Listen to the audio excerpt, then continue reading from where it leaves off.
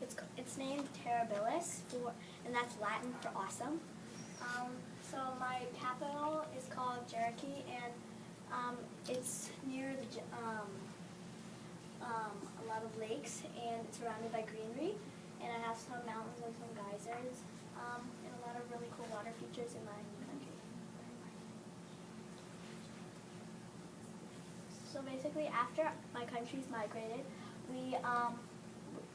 Amity gets attacked because we abolished slavery, and we're against it, and and slavery becomes unsustained. That's 3 years after the migration. And second event is when Dauntless charges into a ship to get some supplies that aren't there, which is a popular event in my country. It's called the California Cruise Attack.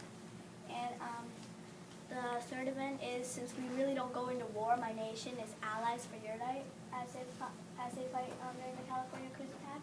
And they're really good with plants and medicine, so they cure some of the Uridites that get injured, and some really die.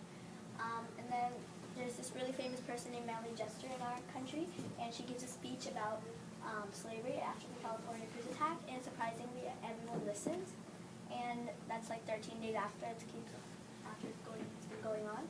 And slavery is abolished from our nation, and the people who aren't against it are thrown into like a cellar with animals and things that are like 10 times worse than jail.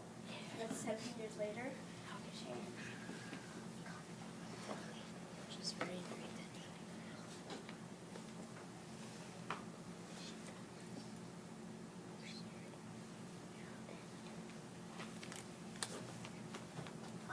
So I created a storyboard for my economy, and it's a mixed economy, and you choose your own type of business and have the freedom to do whatever job you want. But the government, we have a government because we need to keep everyone sustained and disciplined, and the government can't make crazy rules and have a lot of control, but we do have to follow some specific rules. We are also a market economy, and which means we can start our own businesses. We are really fond of crops and vegetables, and we provide them, and also provide medicine to other countries. We provide cotton and wool from sheep too, since we're really into farming. And like my area is in between California, Arizona, and New Mexico, and the soil there is really good for farming.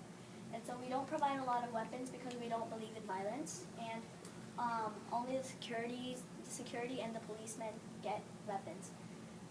And we don't provide certain types of meat like pork.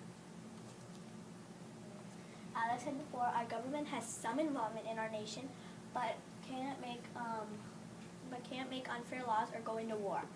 We have a limited government, which means the government can do certain things, pass certain laws, but it has limited power, so they can't do a lot of crazy things.